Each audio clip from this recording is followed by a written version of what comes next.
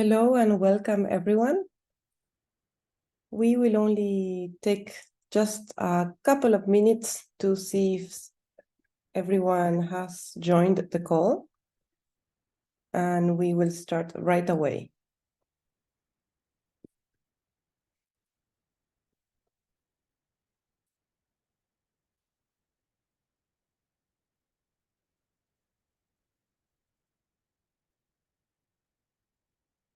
I would like to point out that we have interpretation to French if needed. Please just check the button of interpretation in the down part of your screen.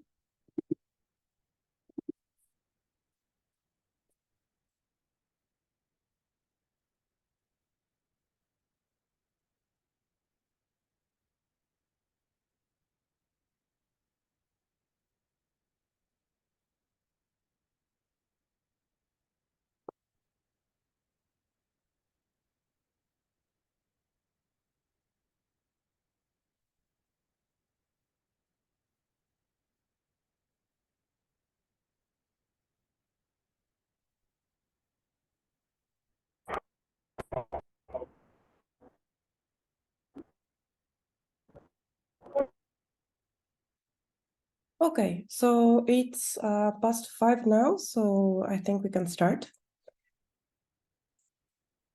Thank you so much for being here with us today. I'd like to first introduce myself. My name is Soledad Bogliano. I am working with ETC Group and working also in issues regarding digitalization of agriculture and the impacts on food sovereignty. The event today is organized by the African group working on digitalization of agriculture and food systems in the context of the AfriTaps platform. And we are extremely happy to be able to share this space today with all of you. Today, we are delighted to have two fantastic speakers. We have Kavya Chowdhury from India.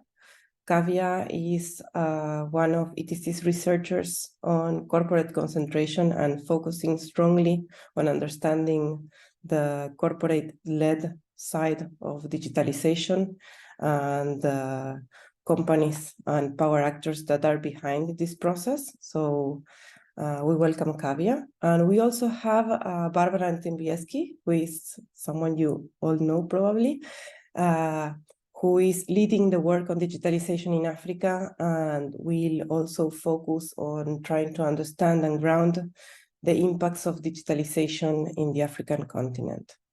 So we will have two 15-minute presentations in the beginning, and then we will open the floor for questions and for interventions of the participants. So please, if there's any problem with interpretation throughout the call, don't hesitate on putting a message in the chat. And I would also kindly ask everyone to introduce yourselves in the chat so that we can start interacting, as well as posing questions or comments if you feel it's adequate to help the follow-up conversation. So thank you again. It's really a pleasure to have you all. So, Kavya, would you like to start? Thank you, Soledad. I'll just share my screen. Give me a moment. Yeah.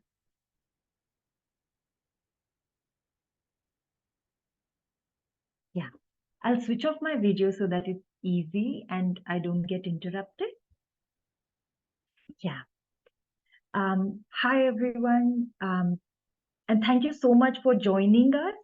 I'm really looking forward to sharing our presentation and our research, and looking forward to your insights and comments and how we can take this dialogue forward and build a critical perspective with the help of each other.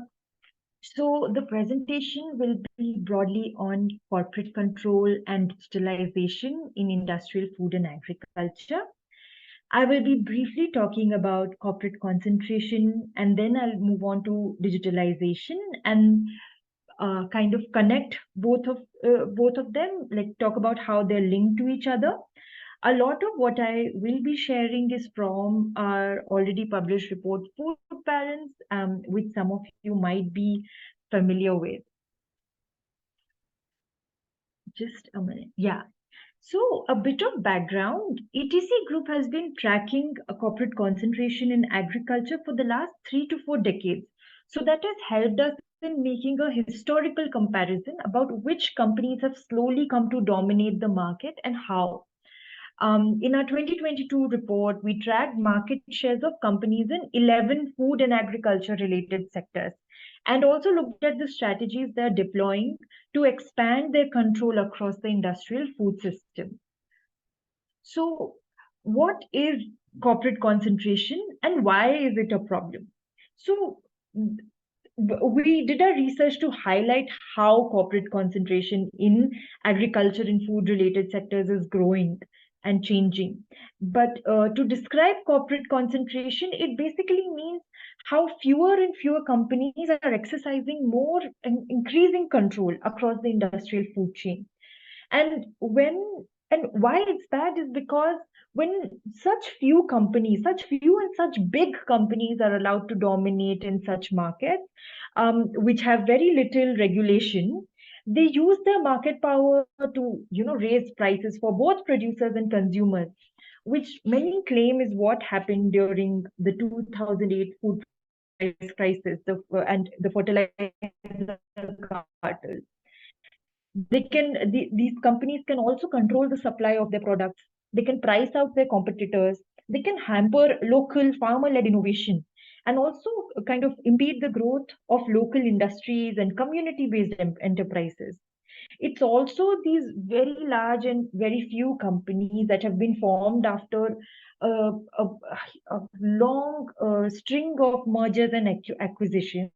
That it's only these companies that today largely possess the resources to do research and development in agriculture. So they're able to dictate the priorities in research, which is happening, and especially in the context of a decline in public spending on research and development. And this has an impact on the inputs that are available to farmers. So you can see this based on the kind of undue focus that is given to GMOs, glyphosate, and now digital platforms of these companies. This is where they're directing their research priority. And these companies also have a monopoly on such extractive technologies then. So you can see that in how Corteva, which is the second largest commercial seed company, has it has a high number of patents on CRISPR, which is a genetic modification technology. And in these ways, these companies continue to be big, continue to be powerful, and they can maximize their profits. Now, when we looked at the numbers or when we looked at their sales, the revenues in 2022, we found out that these sectors are really heavily concentrated. So, for example, some of these sectors are only like largely controlled by 4 to 6 companies. So, Syngenta, it controls about 25%, a quarter of the agrochemical sector. And the top 4 companies in the agrochemical sector control 62% of the market. And in the commercial seed market, just Bayer controls 23%, which is a lot. And in the farm machinery sector, the top 4 companies control 44% of the global ag machinery market. Now, to show how bad this has got over time, you can just look at the seed companies. So, 25 years ago, we reported that the top 10 seed companies controlled 40%. So, there were 10 companies that were controlling 40% of the market. Today, it's just 2 of them that control 40% of the commercial seed market. So, it's in just 25 years, the corporate consolidation has really increased. And we only have very few companies now which are controlling a large part of this sector. Um, Actually, in the commercial poultry genetics, it's just three companies that control the entire market. When we say livestock genetics, we are mainly talking about breeding material like live animals, embryos, and reproductive technologies for industrial production. And this is one of the most concentrated sector in the industrial food chain. So largely, these companies are the ones that are controlling where the industrial food system is going, how it feeds people, and it impacts our planet, our own health. But at the same time, it's also important to remember that this industrial food system feeds only 30% of the planet. And while taking up most of the resources, while causing so much pollution and damage to our health and environment. Now, what are the mechanisms by which these companies are getting bigger? They are implementing mega mergers, as we saw in the case of Dow DuPont. You know, they were two separate companies that came together, and now it's this huge company called Corteva. Then this Chinese companies called Sinochem and ChemChina, they merged together with Syngenta Group from Switzerland, and now there is this huge agrochemical and seed giant called Syngenta, which is owned by the Chinese state. Companies also form implicit or explicit cartels. For example, in the fertilizer industry, which has kind of gone back and forth between formal and informal cartels, and with a very small number of firms which cooperate with each other and agree on fixed prices in the industry. Now, other ways of like furthering concentration are by forming joint ventures between these companies, partnerships that already strengthen the dominant positions of large market actors. So these big companies, they will get into partnerships with each other and share their research costs and their other costs. So, and one of the latest trends that we found out was how digitization is being used as a strategy to kind of increase their control over the industrial food system. Now, one of the things that we noticed linked to this digitization trend is how these agribusiness players are now calling themselves farm tech or agri tech or farm services players. As you can see in this quote, in the last quote, if you see, this this manager from Syngenta says that before we used to sell pesticides, seeds, and fertilizers, but now we are a farm services company. We sell service and technology. So, from selling pesticide seeds and machinery, these companies are moving on to selling the same things along with data driven input recommendations. So this data is taken from drones, sensors, automated farm machineries like harvesters and tractors, satellites, weather data, and the information that is entered by farmers themselves on the apps. And all of this data is taken from the farms and analyzed by software using apps or digital platforms which are owned by these countries. So, as this slide shows, most of these big ag companies have their own digital platform. Like Bayer has FieldView, Granular is Corteva's, At Farm belongs to Yara, which is a big fertilizer player. John Deere Operations Center, we all know Deere. Nutrien is a big fertilizer company. So all of these companies, big companies, have their own digital platforms and are also calling themselves farm services or tech companies now. Like John Deere actually employs more software engineers than mechanical engineers today. Right, so they're really concerned about the data that is coming from this digital platform, and I'll briefly explain how these companies collect data and what happens to this data. Now, I've been mentioning digital platforms a couple of times. What are digital platforms? So, digital platforms are like these proprietary company owned software of big ag companies through which they collect and analyze agricultural data, which is being collected through drones and sensors, as I already mentioned, among other things. Now, uh, Now, this kind of information, as I mentioned, is collected by a range of methods. Then it's like all of that data is taken and it's analyzed on these apps and using these softwares to tell farmers on how to plant seeds, when to plant, how much agrochemical to put, and so on. So these might give the impression that they're helping the farmers make a better decision, but in fact, they're actually giving the corporate agribusiness a better idea of the entire farming system, and it's helping them sell their own products. So it's actually undermining farmer autonomy. How? Because if buyer can see what crops farmers are planting, what practices they are using, it will know what to sell to those farmers, right? So the company that gathers and controls and analyzes farm data will use its platform to sell its own products. These companies are also entering into collaborations with each other through their digital platform. An example would be how in 2021, um, John Deere actually collaborated with BASF's digital platform Zavio and other big farm machinery companies. Now, these kind of collaborations actually involve the sale or exchange of data, which are analyzed to deliver prescriptions or to tell farmers on how to farm their land.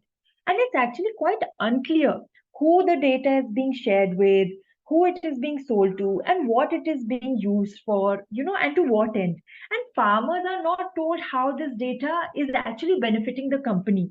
So they share their data with the companies, thinking that it will benefit them, but it's actually benefiting the company, which gets an insight into what farmers are doing and is able to better sell their products to farmers, right? Now, this picture is actually from a comic which is designed by Bayer. So Bayer has a comic called Climate Smart Agriculture, and how it's a superpower that will be used to address the climate crisis. So it's important to mention that these companies are saying that digital agriculture will help in addressing the climate crisis. So these digital platform, the one that Bayer owns or Yara or Nutrien owns, will apparently tell farmers to use fewer pesticides. And that will help our environment. So for the last 40, 50 years, they have been spraying so much pesticide, weedicide, herbicide everywhere. And now they're like, actually, we will tell you to spray fewer chemicals, and that will save our agriculture and that will save our climate, which is a bit hard to believe, right? And of course, it becomes even harder to believe when you see the scheme that it is under.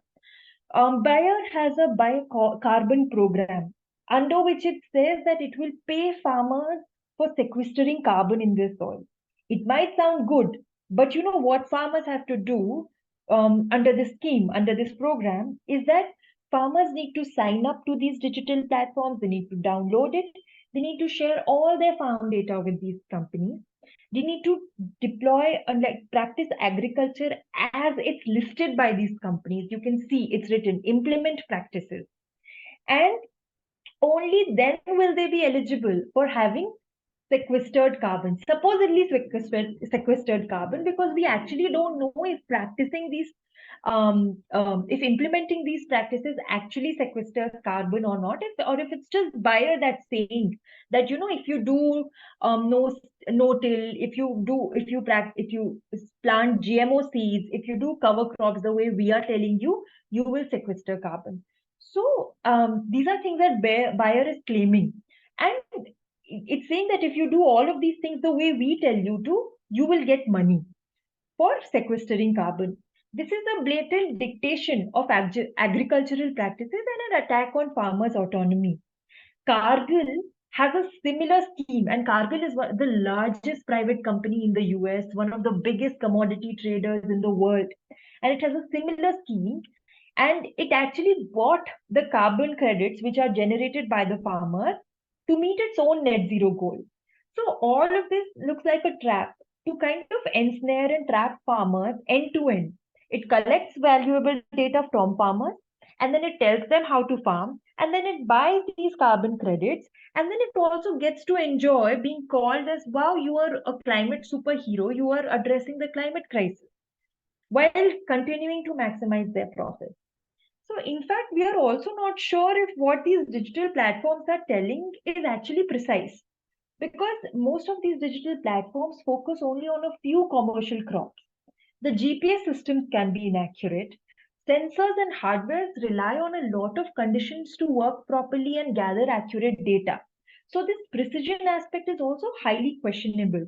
And in the scenario where there is unequal digital access, there's not enough digital infrastructure across the world, we really don't know if these technologies are even able to gauge the complex farm realities, the practices of farmers, the microclimates, the kind of ecologies that agroecological farmers and small farmers practice with, and if these technologies can actually understand and analyze these scenarios. So we need to question the ability of these technologies as well.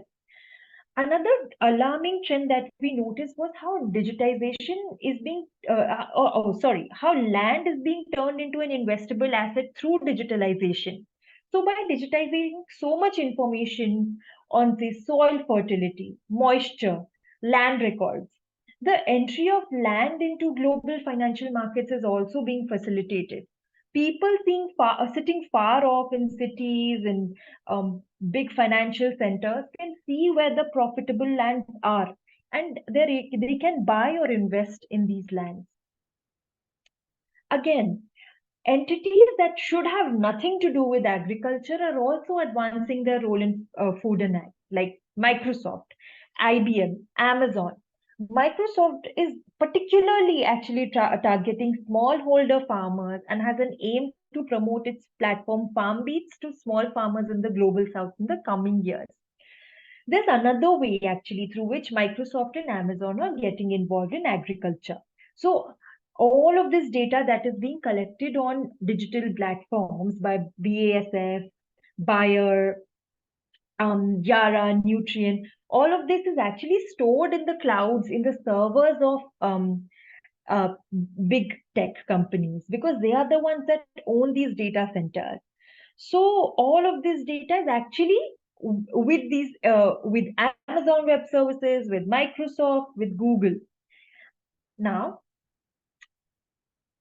yeah, one of the last things that I would like to mention is that even though digitalizing agri-food systems is claimed to be environmentally friendly, it's actually quite energy and resource intensive. In fact, data should be considered as a high energy and resource intensive input in input agriculture. For example, it was said that by 2025, just data will use up to 20% of global electricity use, and agriculture and food data might be a big part of that. Besides electricity consumption, the water consumed by these huge data centers to cool their servers and computers also increases the resource intensive nature of digitization. Actually, Google said that in 2021, it consumed 16 billion liters of water. Now, alongside water, electricity, digitization, like running and building drones, sensors, computers, data centers, also leads to resource mining like cobalt, which is used in electronic devices and is linked to child labor, exploitation, worker injury, pollution of drinking water. Water is also used in the manufacturing of semiconductors, which actually use ultra pure water. So the biggest manufacturer of semiconductors in the world, which is TSMC in Taiwan, when Taiwan faced a drought in 2021, the government actually prioritized diverting water to chip making industries, and it halted irrigation over 183,000 acres of farmland. So yes, a few things to highlight: that there is a lack of control and ownership that is being introduced with digitalization in an increasingly concentrated industrial food chain, right? When farmers buy equipment like tractors from John Deere, they're even forbidden from repairing their own equipment, and they have to share all their data with Deere. This raises a number of concerns about losing control and ownership over both data and the equipment that is used in farming. When data is aggregated from farmers, it does not belong to them and it can be sold to third parties. So some of the questions we need to think about is who is benefiting from the resources being invested in digitalization of food and agriculture? Who framed the problem in food and agriculture, and who said that digitization would be a solution to the climate crisis, to the agrarian crisis that we are witnessing today? Who designed these technologies? Who developed it, and who gets to control these digital technologies? And can they benefit smallholders at all? Um, yeah, so these are some of the things we can think about later. And I would now pass it to Sole and Barbara.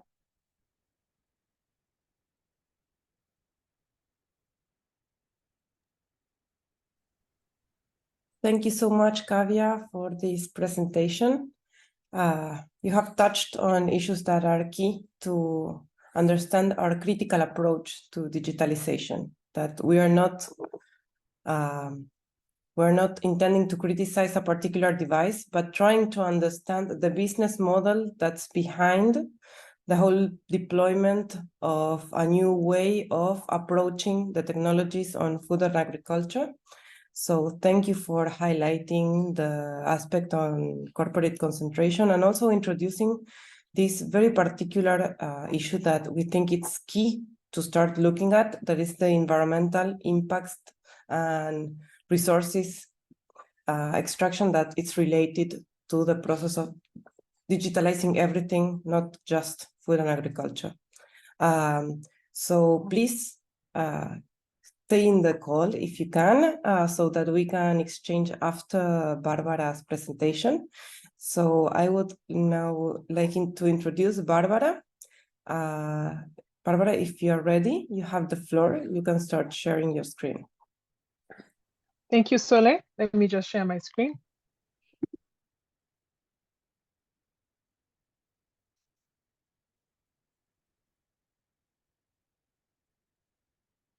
Good afternoon, everyone. Thank you so much for honoring our invitation to be part of this very important discussion on AI and digitalization in African food and agriculture systems.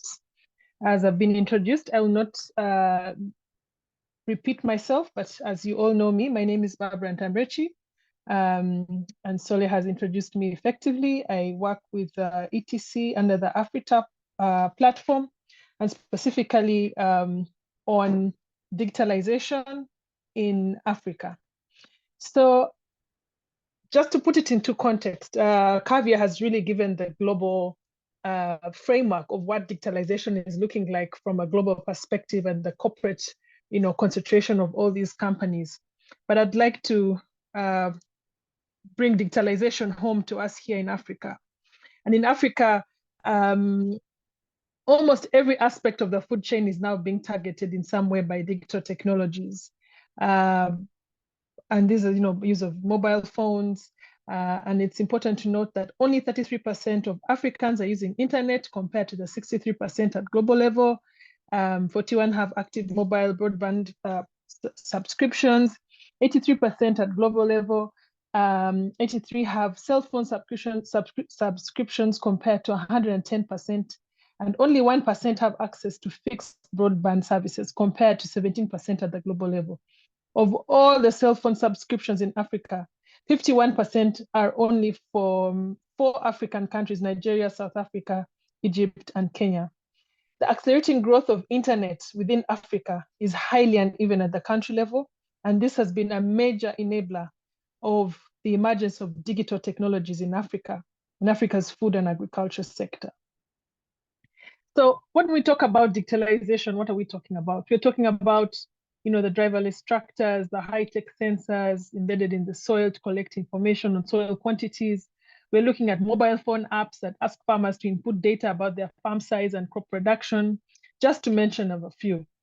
And the proponents of digitalization emphasize its benefits by claiming that it will provide farmers with more information. These technologies enable the private sector to amass vast amounts of granular data on farmers' territories, practices, and relationships. It's important to know who are the key players in the African ag context. As you all know, there are so many, there's like a proliferation of startup companies set up by entrepreneurs in the agri-food system, tech ecosystem. Startups across the food supply chain have built a vibrant agri-food tech ecosystem in Africa over the last decade. And as you can see, in most regions, 2021 was a banner year for African agtech startups. That saw growth throughout 2022. And these players are being pushed and are being funded by the European Commission, by World Bank, and foundations like Bill and Melinda Gates that are subsidizing startups and channel funds to bigger enterprises to control the discourse of digital agriculture in Africa. And specifically, Bill and Melinda Gates has been at the forefront of promoting industrial food agriculture systems and championing climate-smart agriculture. They've also funded over time the Alliance for Green Revolution in Africa, which funds governments to promote industrial agriculture by use of synthetic fertilizers, hybrid seeds. And over the years, through independent research, it has shown that Bill and Melinda Gates Foundation, that the investment in their hybrid seeds and all these new technologies have come up with have not changed the food insecurity situation in the country, nor have they dealt with the challenges that Africa faces. Barbara, So, I think there is a problem yes, with the please. interpretation for a moment. Can we just check Okay. so that no one loses part of your presentation? Okay. Is everyone listening well in French? Okay. I see a message from Ali.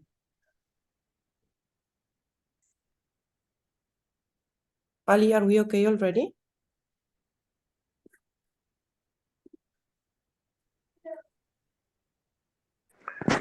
Oui, j'entends l'interprétation, seulement c'est entrecoupé. Sinon, je vous entends parfaitement, mais c'est entrecoupé. We are okay. Thank you. I'm sorry for the interruption. You can go ahead, Okay. No. Barbara. Yes. So I was saying that AGRA, Melinda Gates Foundation, et la supporting the adoption of commercial seeds, fertilizers, and agrochemicals, ont and soutenu now they're increasingly supporting the adoption of modern new set of technologies. The multinational companies and corporations are investing in partnerships with government in a bid to revolutionize agriculture digitally.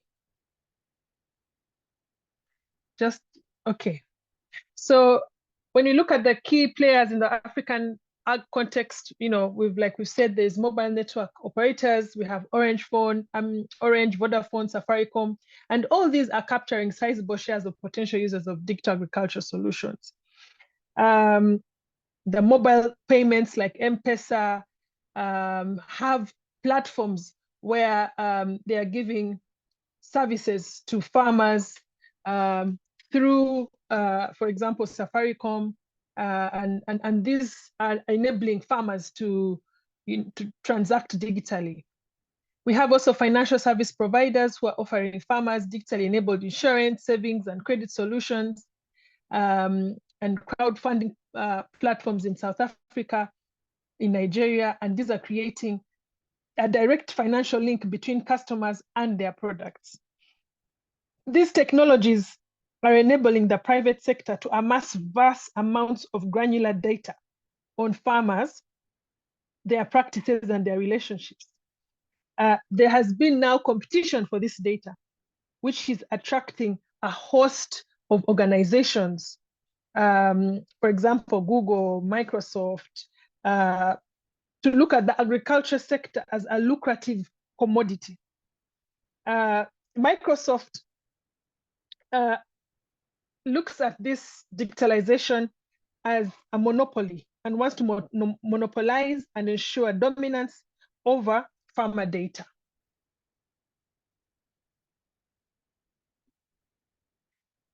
So I would like to give an example of digitalization in the African context, an example which would be DigiFarm. which is in Kenya, which provides small farmers in Kenya with chatbot services. It sells them inputs, the crop insurance, offers them loans, and buys and sells their produce via Safaricom cell phone service and using their M-Pesa platform. And when you look at these corporations, you can see the merger that Kavya was talking about. When you see that there is DigiFarm users are getting advice on how to farm, and it's paid for by partners in Syngenta, and the Syngenta Foundation also owns the acre which provides crop insurance via DigiFarm. So it's a whole network of multinational companies that have found their presence through digital platforms in Africa. The popular Twiga Foods has been in Kenya for some time, and it's an agri-tech startup company funded by Microsoft for Africa program, also owned by the Goldman Sachs French family. And these are backed by World Bank and other venture capital. And they started as an app-based company connecting farmers to retailers, thereby bypassing middlemen and lowering costs and reducing costs for vendors and consumers. And over time, the company has now transformed into a financial services with a loan scheme, with a business tracking app for retailers. And all these transactions, as we have said, are run on the Microsoft digital platform called Azure Cloud Services. And the impact of Twiga Foods is that it has changed food distribution in Kenya, using the same workforce to enable corporations to insert themselves in the middle and extract wealth. And this, in effect, is eliminating the middleman by connecting farmers directly with consumers, and the African farmers becoming middlemen. And now the African farmers become middlemen for the workers, for the corporations. And this is a great example of corporate takeover of the African food systems and loss of livelihoods for farmers and small vendors. Digital green is now also being tested in a few countries, in Nigeria and Kenya and Malawi. What this is that it's a Microsoft research project that was started in 2006 with the aim to pioneer the use of technology to reach small-scale farmers. Digital Green is targeting the African smallholder farmer. They are giving advisory services as a way to be informed and to respond in real time to issues of climate change and other farming considerations. And they are doing this using community videos, which they publish in different local languages, promoting specific climate smart practices. And they are in partnership with Syngenta, World Coca Foundation, and Oracle. They also have a market research tool called FarmStack, which enables governments to share, and combine and analyze data that they have collected from farmers. So this new way of collecting methods of digital communications for advertising to farmers, its tools are covering a very wide range of digitalization. And these community videos that they are using is going to change the landscape of these community videos, and the nature of extension services is going to change, and because it's being taken over by the private sector.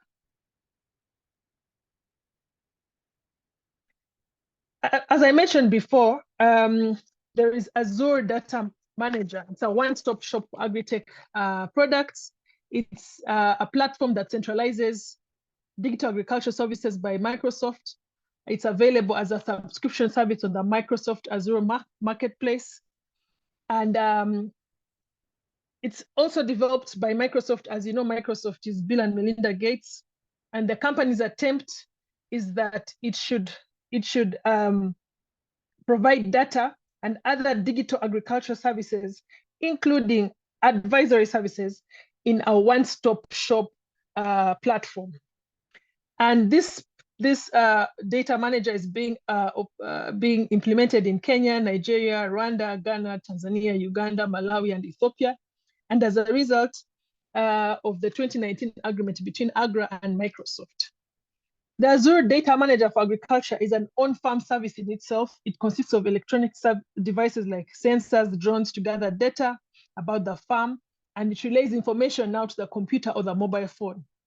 The AI software that analyzes the data from the farm alongside the original data uploaded by other providers. This shows that it is now in charge of so much data, so much information of farmers, and they're giving advice on how to manage their crops. So when we look at the implications of digitalization, there are so many issues that arise. For example, issues of data governance. Who controls the data? And it's important to note that there's an absence of comprehensive global and national frameworks to mediate the contention around data ownership. Once individual on-farm data is aggregated, it is considered property of the company in question. I'll give an example that if these companies come to, say, Soledad's farm, and they get information regarding Soledad's farm, that information now becomes company information. So there are issues around data privacy, data protection, data ownership, and so many countries in Africa do not have data protection laws or regulations. And if they do, very few laws actually regulate digital agriculture in context. Kenya is one of the countries that has really gone far in terms of developing a data governance framework, and this is funded by GIZ, Tony Blair Institute for Global Change. And as you can see, when you read through the data governance framework, you can tell that the objective of the framework is to empower 1.4 million farmers with digital tools and processes to deliver digital innovations, including the implementation of farmer registries to provide credible data to farmers. And recently in the meetings we had in Kenya about a month ago, we were told that various countries now have farmer registries where the governments are now connecting with farmers and jotting down each and every detail about their farms and where they're located.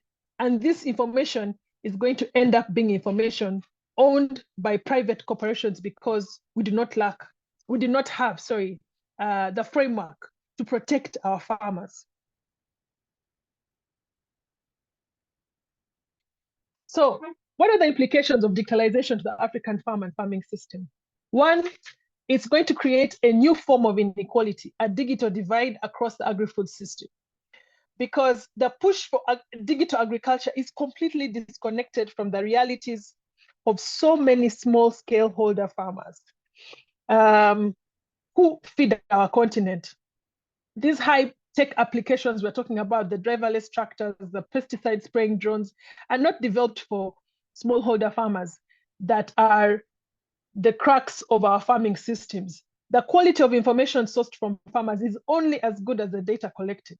In many cases, our African farmers cannot attend these technologies that collect these kinds of data. So these tech companies are not just working to address poor quality data from small farms. Their plan is to hoodwink farmers to purchase their products and make profit.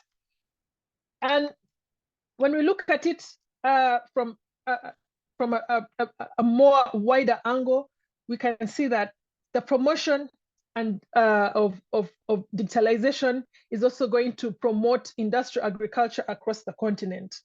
And what it's going to do is that the use of drones the use of the promotion of industrial agriculture in the sense that you have to buy their certified seeds, you have to buy the synthetic fertilizers, all pushing farmers to embrace industrial agriculture. And this is promoting commercial interests, and at the same time, it neglects crop diversity, what works for our local farmers in terms of protection and promotion and preservation of local indigenous seeds. And in time, because of the promotion of industrial agriculture through the facets it has created, we're going to have a devaluation of local knowledge. The use of certified seeds reduces biological diversity, as local varieties will fall out completely and will completely disappear, as it is happening right now. And this is going to create a dependence on input providers, because the technology and the patents prohibit farmers from saving and replanting patented seeds. So this is going to create a cycle where farmers are going to be pushed to keep buying seeds every planting season, as it's been happening now, as so many farmers have now are now planting these synthetic seeds. The new middlemen, in this case, we're saying the benefit for farmers from these emerging digital platforms is that they eliminate middlemen completely. Farmers are using digital platforms to sell directly to consumers. And even in these positive cases where we need farmers to do the middle work of collecting, distributing foods produced on the farm, it is normally done by smallholder farmers. So these platforms need to be designed to help farmers and small vendors to communicate and coordinate food chains and eliminate the greedy corporations that are sitting in between. And like Kavya also pointed out, the goal of Bill and Melinda Gates Foundation is to ensure that over the next 10 years, at least half of the smallholder farmers in our focus geographies have access to and are benefiting from digitally enabled services. So in conclusion, as I said earlier, digitalization is pushing farmers towards an industrialized form of agriculture. These services are devaluing farmers' control over their knowledge, over their data, and over their land. Technological advancements in Africa to solve agriculture challenges are being driven by profit rather than the specific needs of farmers. It is time now for the voices in the food sovereignty movement to join the conversation on digital agriculture and start to ask the critical questions. Just like Kavya, I'll end my presentation by saying, who decided we need this technology? Where did the technology come from? Who built the technological object? Who has access to this technology and who does not? Those are some of the questions that really need to talk about as we interrogate this issue with a powerful quote from The Politics of this publication. A powerful technology introduced into an unjust society always increases the gap between the powerful and the powerless. Thank you very much for listening to me. Thank you so much for this marvelous presentation, Barbara. So I need to apologize because we have gone far off the time that we thought we would take for presentations. But seems that both presentations were very thorough and needed. So I would like to offer the space now to all participants to pose questions and to interact with our fellow speakers. And we can go ahead from a bit from the hour, so we can stay in the call. There is no limit to that. So we can have maybe 20 minutes for interaction and for questions if there's a desire for it. So I would encourage also to share any insights or further information of what you are looking at in your own countries, because really, I think that the most interesting thing about the webinars and events that we have been organizing worldwide is how much information is there that we can only understand when we share it and contrast with what others are seeing in the ground. So please, if you feel like it, raise your hand. Barbara and Kavya are here to answer any of your questions.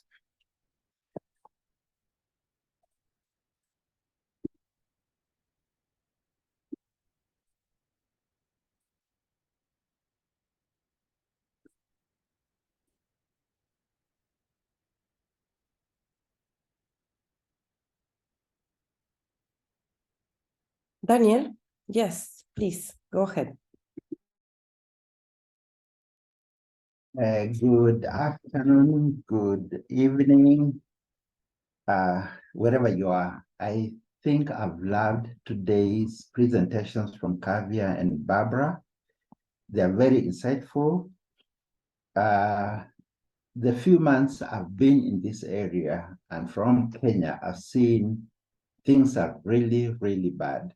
The global north is the one that is dictating what kind of data they need, what technologies we should have, and in fact, where they are linking them to our natural resources from seeds to the land to the water. It's such a big problem that's being raised. Thank you so much. They're very insightful points. And Barbara, thank you. The only point is that Kenya also has been at the forefront compared to the rest of Africa on creating laws, very nice sounding laws on digital agriculture governing all these areas.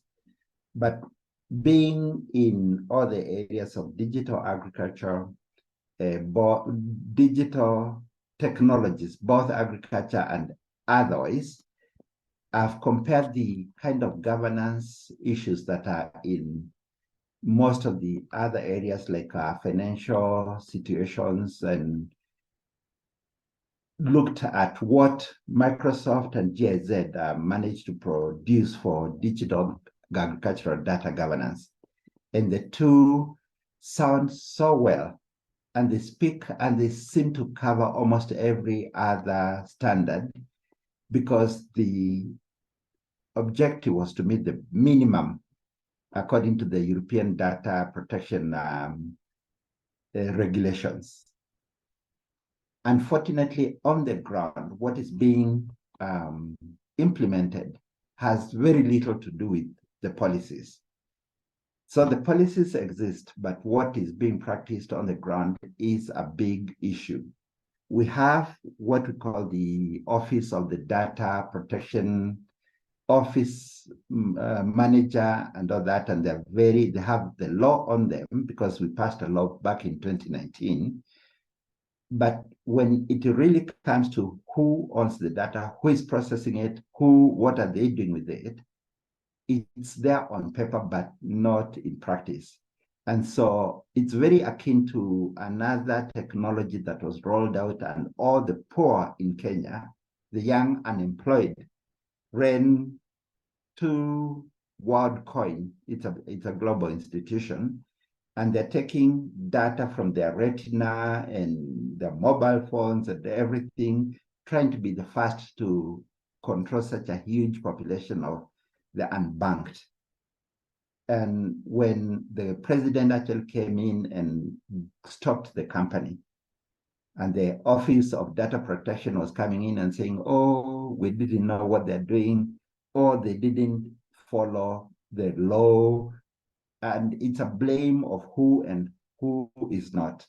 And that is exactly what is happening in agriculture, because you see you see Bill Gates, who comes here and tells us that he's been eating GMOs all his life. The same lies are there in the way they're trying to collect the data and process it. And so I don't know what it will take, but the increase of the number of people that are vigilant and talking about agroecology is going to help. Thank you so much, Kavya and Barbara. Thank you so much for these very insightful comments. I would give the floor to Ms. Betty Aguti, who is also asking to speak, and then maybe Barbara and Kavya, you can react, okay? Thank you very much, Barbara and Kavya. This is really a very, very good webinar, and it is so informative. And I think for me, I always like taking the ball to the real person who stands to lose or gain at the end of the day.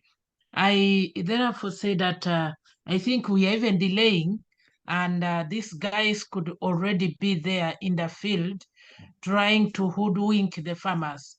I think we need to inform the farmers as soon as possible so that they are aware of what is coming to befall them in the near future, or if not, that is already happening in their farms, because this is so dangerous.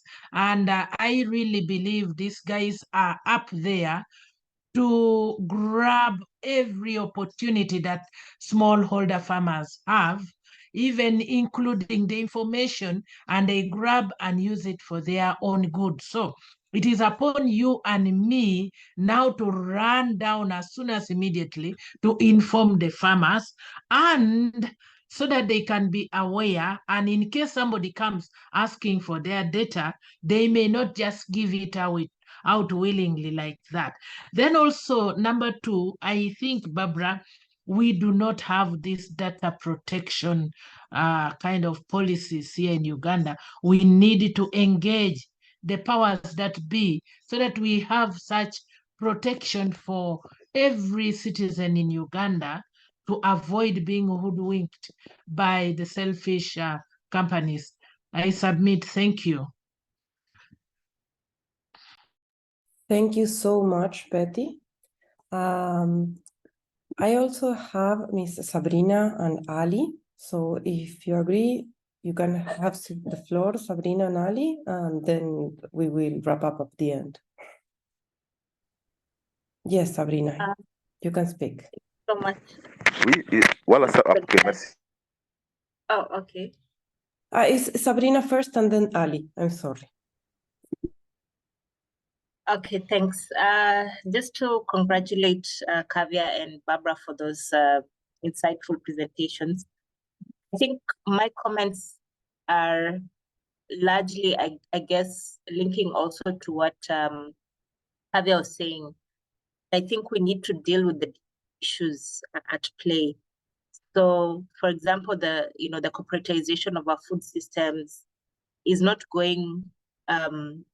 It's not just the private sector that is doing. There's the whole complicity of African governments, and this is also facilitated with the kind of laws that we have that entrench industrial agriculture. Entrench also, this corporate expansion. But also, for me, it's the relationship between government and the private sector. So most of our agricultural strategies, policies, programs, they encourage this, like, for example, PPPs, and this gives, the balance between private and public is skewed because the private has more money and they can decide and push which kind of laws that they want, which type of agriculture that they want in Africa. And this also sort of poses a huge challenge for many of us and the type of agricultural system that we see. I think my comment on the regulation, I think there's quite an important aspect when it comes to regulation of, with the increasing digital economy, because we cannot avoid the fact that we are in an era of digitalization.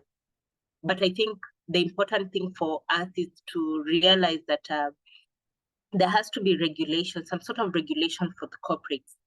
But this is also challenged with the, as I've said, with, the increasing relationship between governments and the private sector, multi-stakeholderism.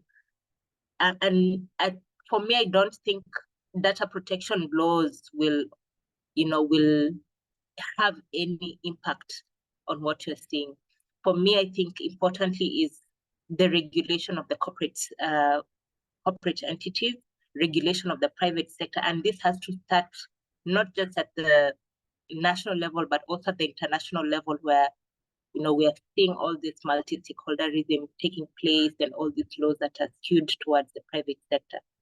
So I think going forward, maybe Javier or Barbara, you can also bring to light maybe what are the kind of processes or mechanisms that are being taken towards ensuring this regulation, because we need to regulate the corporate sector first. And then we can now go into those streams when it comes to data, regulating what information they access. And of course, this will sort of try to bring us to some sort of protection of also our farmers and workers in the rural areas. So for me, those are some of the key insights that I've picked up from your presentation, and some discussion going forward on how we deal with this and address this. Thank you. Thank you so much for this comment, Sabrina. And I will now share the floor with Ali, and then we have Susan from Grain. Merci, j'ai trois petites choses. La première, c'est de féliciter les deux présentatrices parce que j'ai suivi vraiment, c'était très riche, il y avait beaucoup de choses intéressantes en ce qui concerne la digitalisation de l'agriculture. La deuxième, est-ce que Barbara ou celle qui a présenté avant peut nous dire du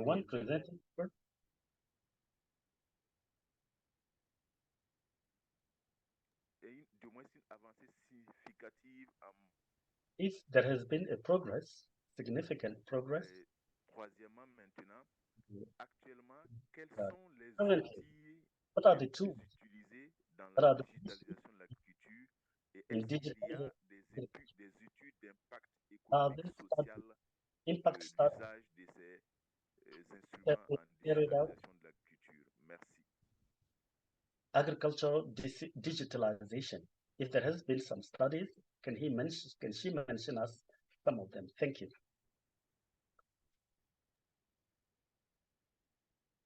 Thank you, Ali. I think at one point the interpretation cut a bit. So although I think Ms. Diarra synthesized your intervention, it would be good that if you can post any highlights of what you said in the chat, I think that would help Kavya and Barbara to react adequately. So I'm sorry for that technical problem, and hope you can help us with that. Susan?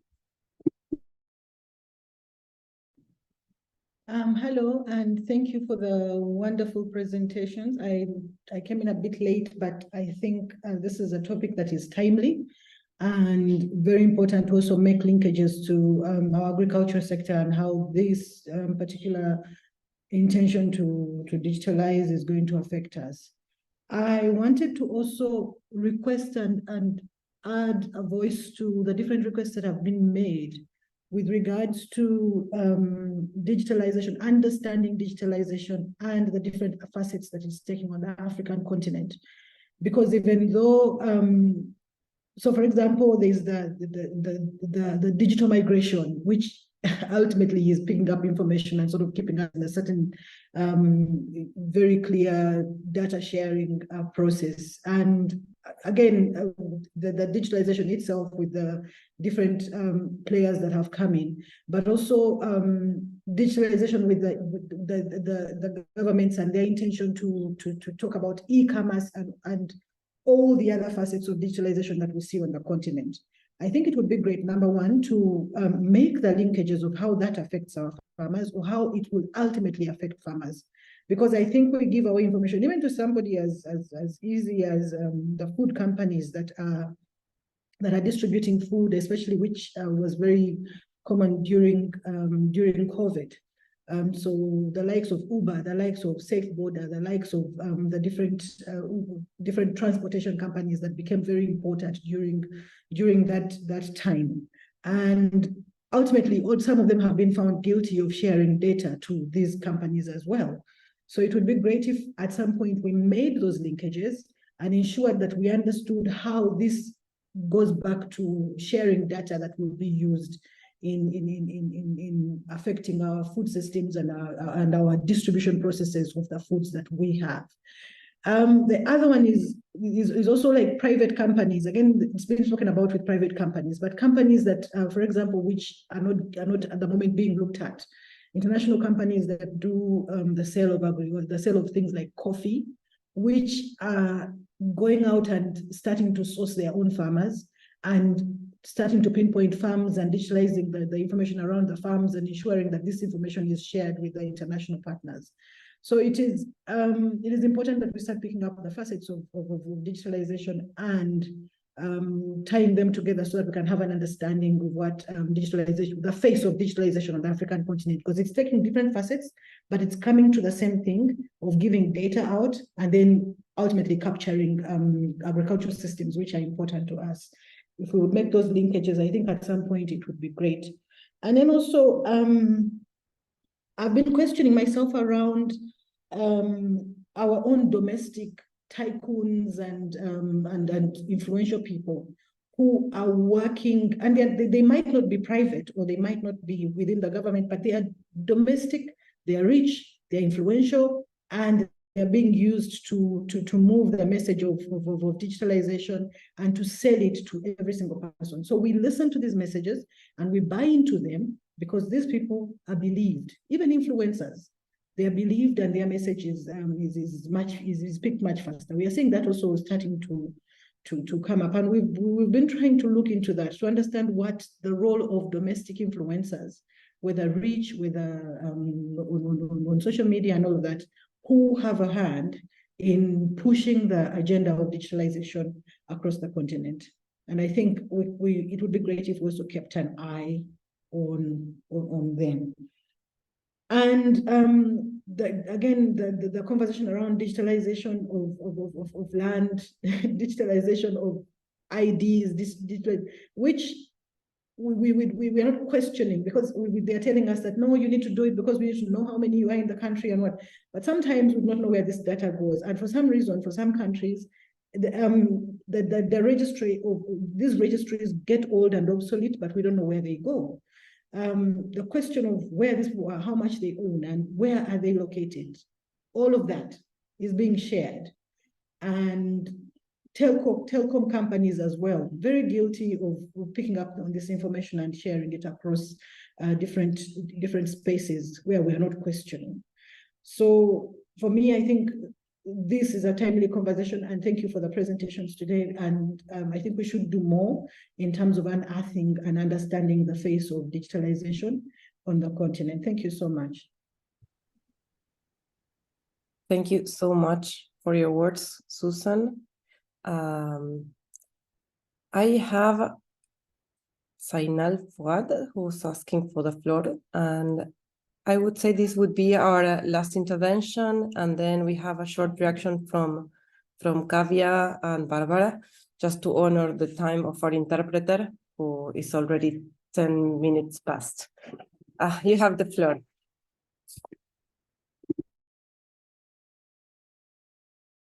You're muted. Zainal, you're muted. Yeah. Yes. Good afternoon and hello, Kaifa, Barbara. I am Zainal from Indonesian Business Union, Indonesia. So I would like to ask you to you all about the if there is the Chinese corporation in this in Africa after China expand the project through the BRI. Thank you. Belt and Road Initiative. Okay, thank you.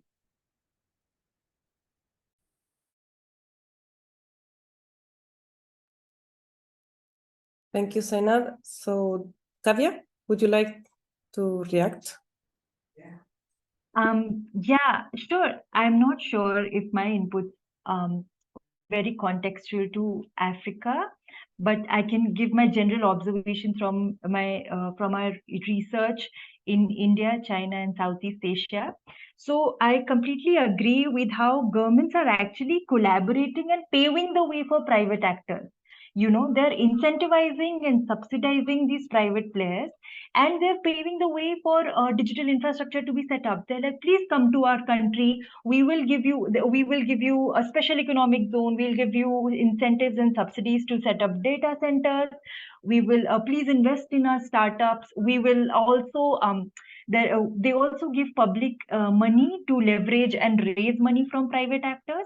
So in that context, I mean, when the power dynamics are so skewed, how will data protection laws even apply in that context? When the World Economic Forum is having meetings with the government bodies, so of course the laws themselves and the regulations themselves are are biased. So in India, for example, some of these the government has signed. In Indonesia, Zainal would know that, Mr. Zainal would know that the government has signed MOUs with Microsoft. Our Ministry of Agriculture has signed the memorandum of understanding with Microsoft and sharing data with them. Even though they say that the ownership rests with the state, but you don't know how in the future it's going to be. So that is definitely one observation I think Sabrina made, which I think is very important. And the second is that the linkages between e-commerces and farmers, I think, are very important to look at, especially during COVID when these e-commerce platforms ballooned. In number, and I think Indonesia, some of the number of e-commerce platforms that are claiming to connect farmers to consumers are so high. They say that they are cutting the middlemen without saying that they themselves are becoming the middlemen, right? They are the ones that are starting to tell farmers how to farm. They say they will do demand forecast, and now the patterns of growing crops, what is being grown, is also changing. I read this blog, World Bank's private sector arm, which is the IFC. It invested in some startups, in some e-commerce startups, which are now asking farmers to say grow exotic vegetables rather than local varieties, stuff like that. So I think it's definitely important to look at the relationships between these e-commerce platforms, farmers, what their relationship is. Are they actually removing the middlemen, or they are becoming the new middlemen themselves? Yeah, I think that is the intervention that I want to make. Thank you, Kavya. And Barbara, you can close. I can close. Okay. Yes. Thank you so much. I think Kavya has answered the question on complicity of African governments. I won't belabor that point. Probably I just add that these kinds of webinars are important in helping farmers now start to put to a sort of accountability measure, to start to say, you know what, this is what's happening, and we deserve these kinds of services. We deserve our farmers to be protected. So it also starts with us here in the things that we're doing, trying to empower as many farmers, as many movements about what's happening. And then obviously the law can be used to help them in situations where they have been grievances or where their rights have been derogated. With regard to Daniel, yes, Kenya is, one of the leading countries that's, coming up with all these laws, frameworks, policies. Literally, it's the only country that has a data governance framework. And in Africa, and I'm sure when Kenya starts something, the rest of Africa follows. And recently, I was following the Ugandan news. There's also a start to discuss data in the agriculture sector, and they've been having so many meetings about, how data can be collected from farmers. So this is now slowly coming down to our governments, and it's important for us to ensure that what is actually practiced is what's actually going to be managed. So I think that we can still, point out the fact that a lot of the data that's being collected is being dictated globally, as you said, and we should have our own mechanisms as Africans to dictate and to have the power to say no to certain information that is coming our way, because like Betty said, not many Africans are aware that they're actually volunteering their own personal data for use for multinational companies. I would also just want to add on to what Betty said. Betty, I think it's important that we start to follow what's happening with regards to data here in Uganda, and not many farmers in Uganda are, engaging the powers that be on these issues. And like you said, it's important that we start to have discussions about these issues in our different movements. And Betty, since you host the National Farmers Network, I think it would be important that we start to have these conversations. Ali, there are so many studies on digitalization in Africa, and I can share with you a couple of studies that have been published over the last few months. There's one by AgriWatch. ETC has also, not specifically on digitalization, but I would recommend that you read The Politics of Technology that was published just not too while ago. And also ACB, the African Center for Biodiversity, has also published very good papers on digitalization in Africa, and painting the picture of what digitalization actually looks like. And I will not say much, but just to say that this one last comment was about Susan, who talked about the role of domestic influencers.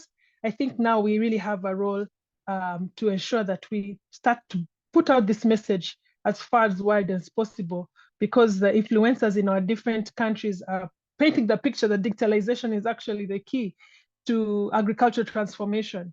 So we need to, as soon as possible, just share and have, and we plan to produce info sheets and information about digitalization in Africa that we will be sharing soon, and that we can give as many movements as possible to start to understand and to empower farmers at the local levels to ensure that their information is not just taken away from them without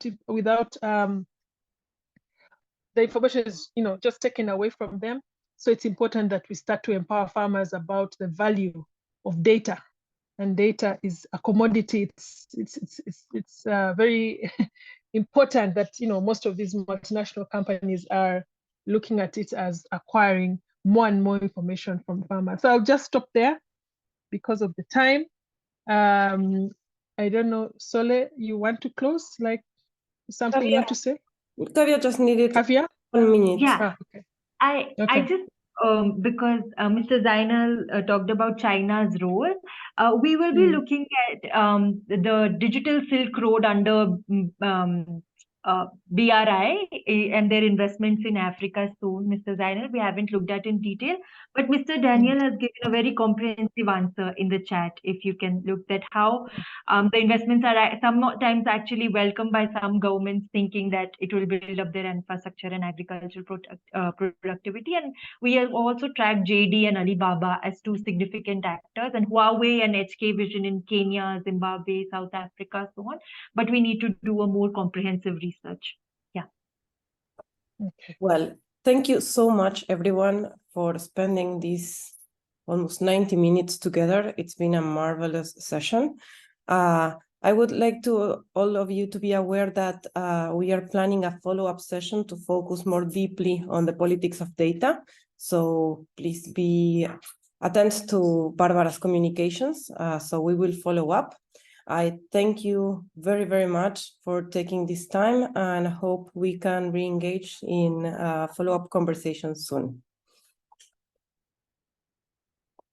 Thank you so much. And thank you, Mr. Diarra, for the interpretation and for waiting with us to finish up.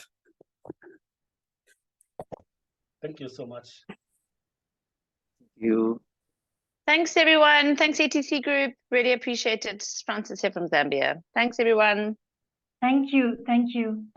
Bye. Thank you so much. Thank you. Thank you. Allez, bonne journée à tout le monde. Au revoir.